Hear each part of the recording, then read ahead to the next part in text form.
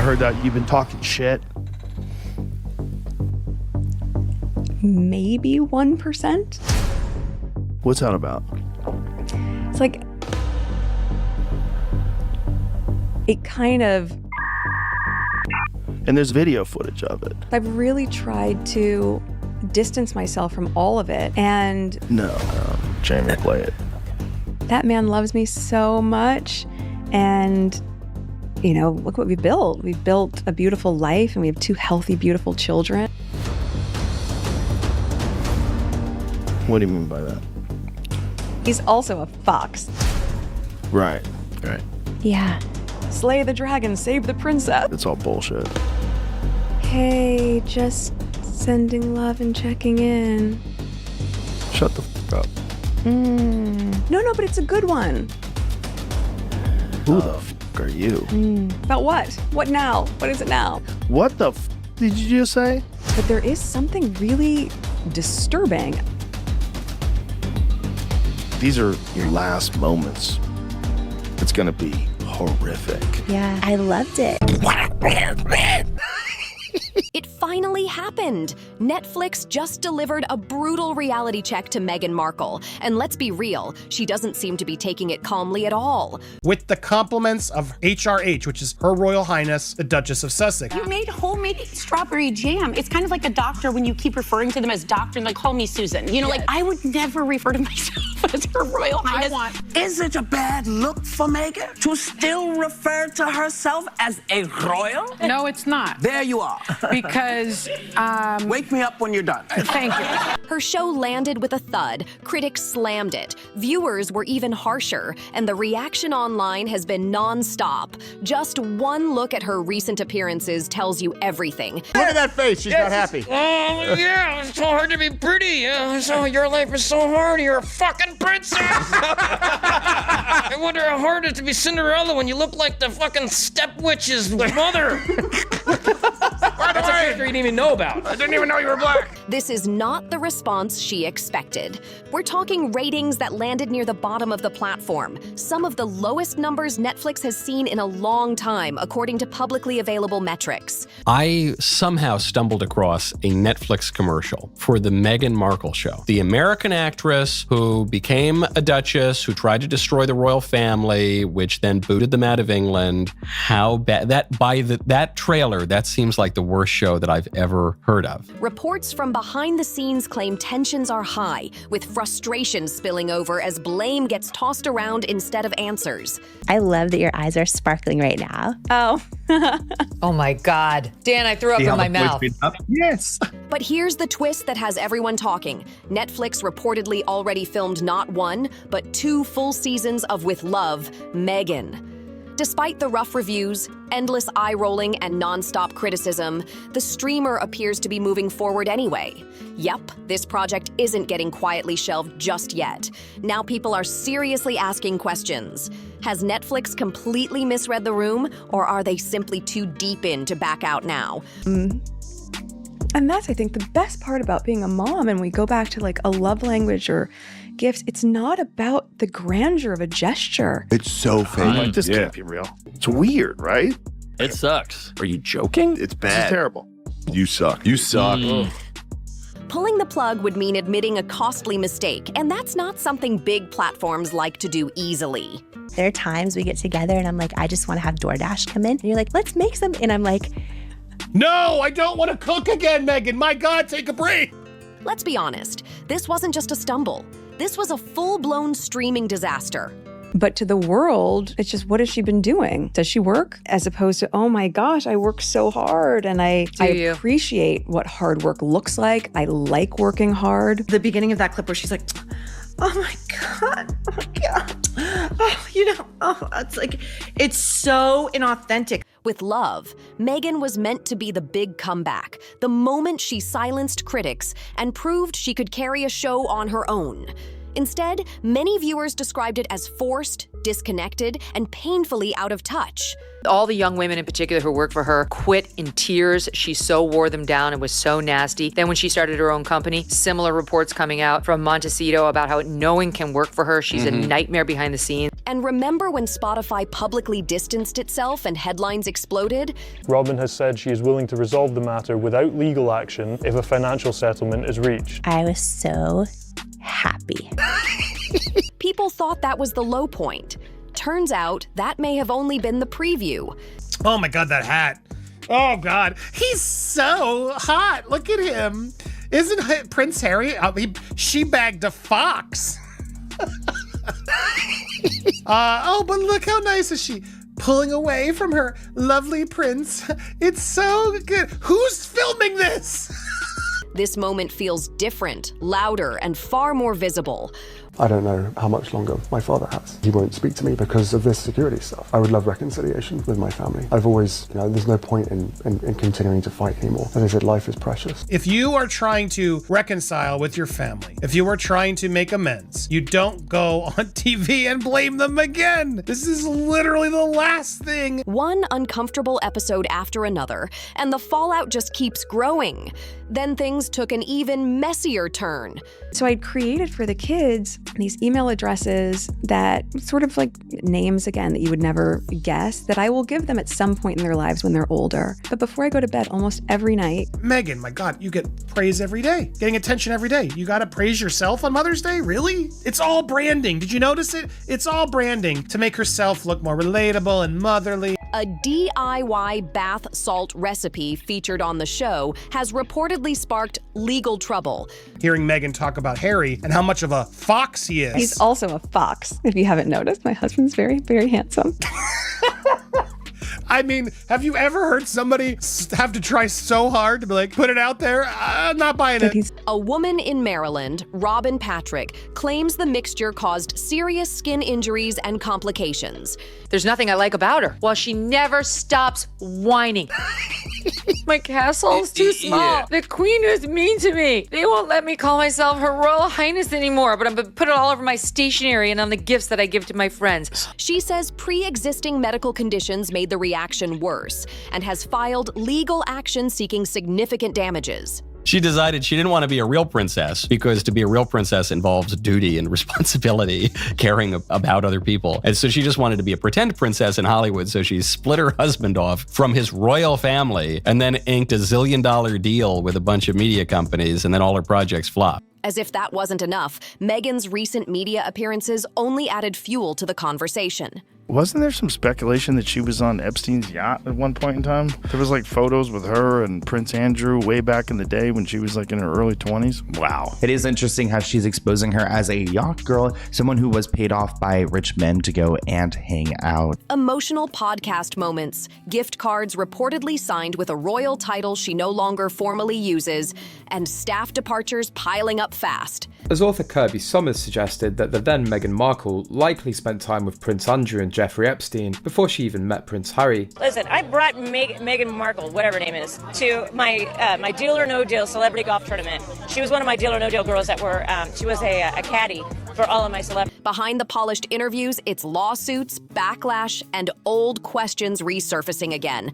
Online commentary has gone into overdrive. Meghan Markle, the only thing she found was a rich, famous husband. The nearest thing Meghan Markle ever had to a $1 billion idea was marrying a prince. It was planned from the beginning. She denied being interested in the royal family, which she totally was. I know someone who knows the ex-husband who said she had a vision board with Prince Harry on it. Some users are openly questioning credibility, authenticity, and long-standing narratives. At this point, the public reaction feels less like criticism and more like disbelief. All the young women in particular who worked for her quit in tears. She so wore them down and was so nasty. Then when she started her own company, similar reports coming out from Montecito about how no one can work for her. She's a nightmare behind the scenes. Like the starring Meghan, Duchess of Sussex. Yes. What's the title of her show? Love Meghan. For what? To watch? Who wants to watch Meghan Markle bake a pie?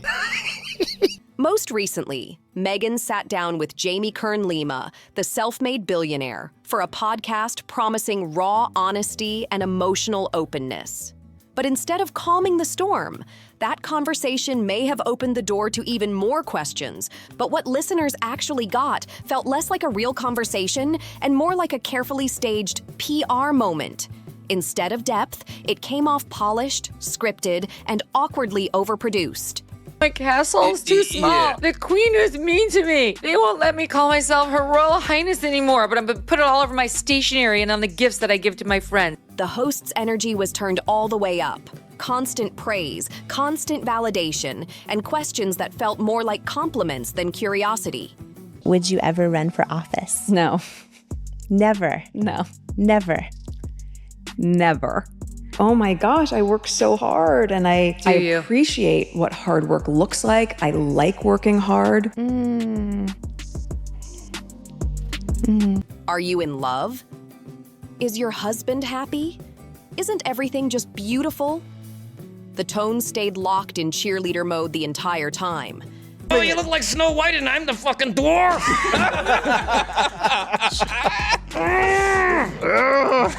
What's it feel like to control your bowels? And somehow, Meghan managed to sound even less natural than she did during those cooking scenes on Netflix. Seriously, watching the clip makes the disconnect impossible to ignore. This wasn't a heart-to-heart exchange. It felt more like a highlight reel, name-dropping famous friends, hyping personal achievements, and keeping the spotlight firmly centered.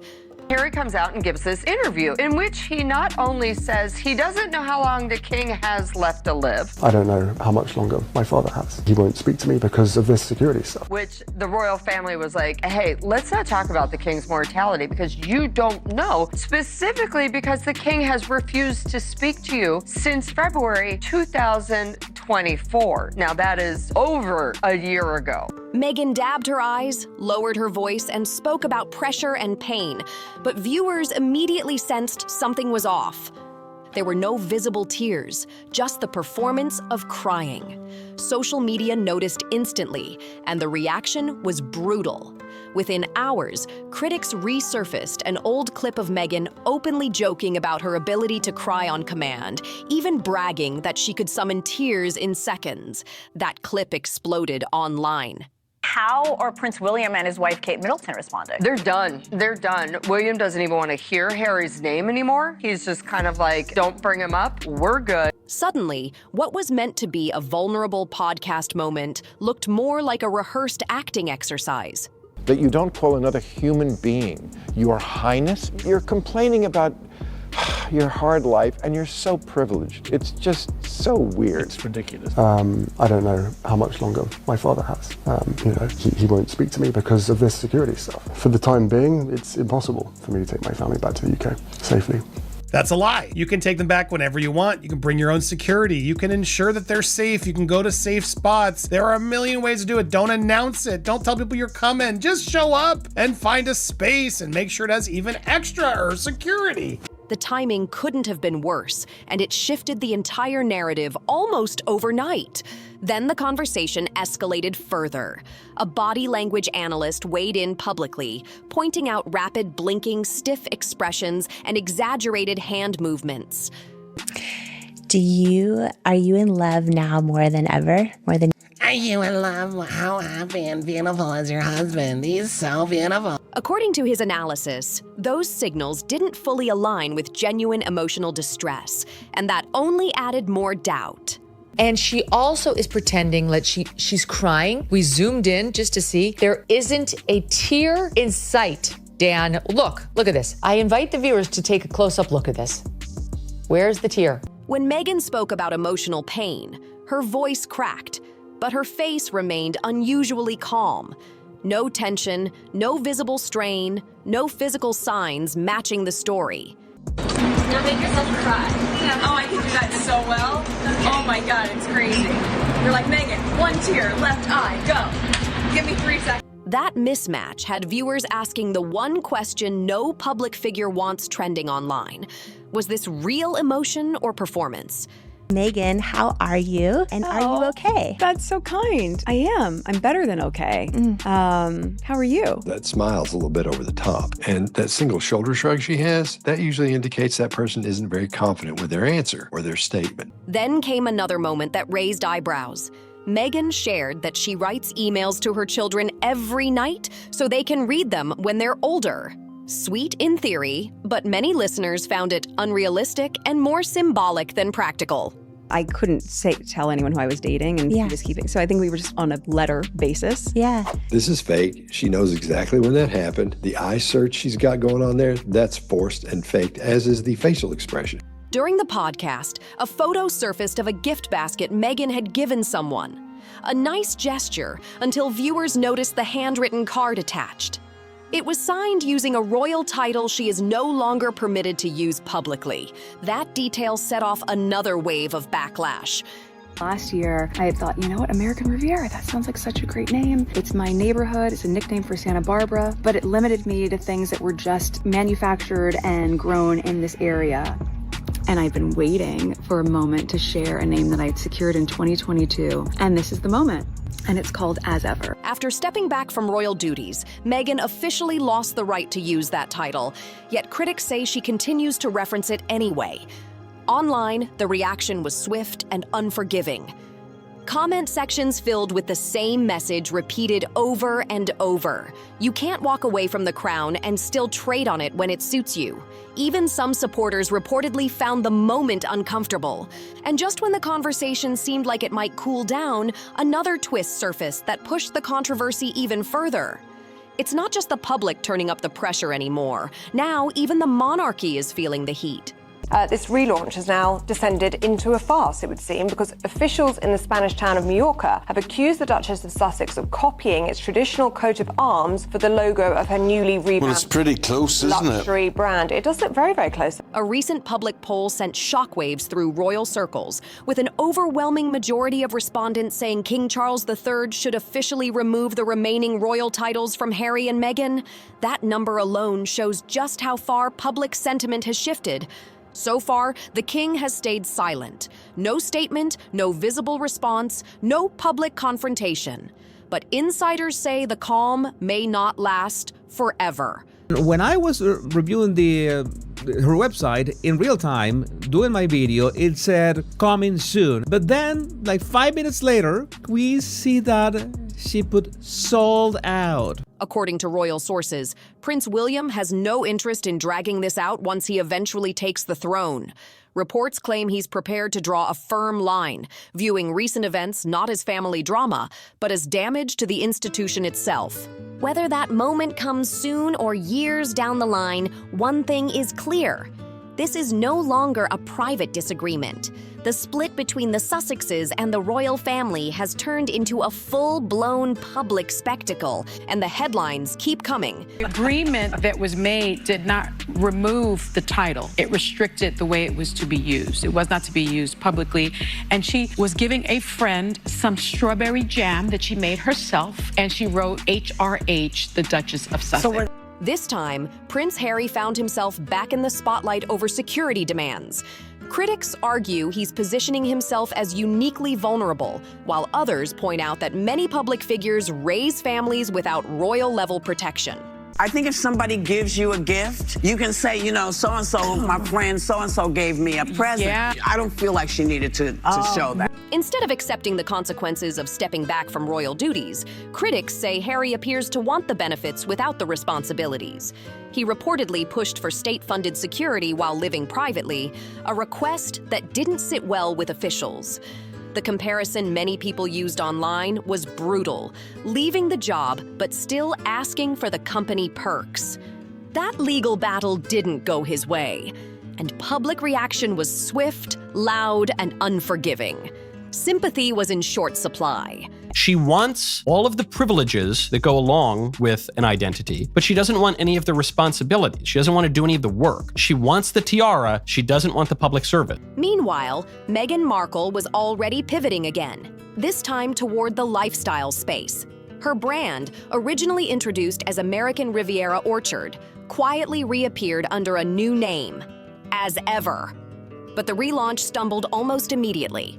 This is really grueling to get through. Yeah. So I did episodes 1, episode 2, and episode 8. First, critics noticed the name overlap with existing small businesses. That sparked frustration and confusion online. Then came the logo controversy. Viewers quickly pointed out similarities to a historic Spanish coat of arms, raising questions no brand wants attached to a debut. Online reaction was ruthless. The glossy images and polished rollout failed to convince many viewers. To critics, it felt rushed, reactive, and driven more by urgency than vision. And Meghan started accepting all these compliments. I know I'm great, aren't I? When products reportedly sold out within minutes, skeptics were quick to point out the likely reason: limited inventory from the start. To them, it didn't signal massive demand, just controlled supply. And long before Meghan ever became the Duchess of Sussex, her past was already the subject of online speculation. Old rumors resurfaced once again, spreading fast across comment sections and forums. And that's where things start getting even more complicated. The rumors didn't stop there.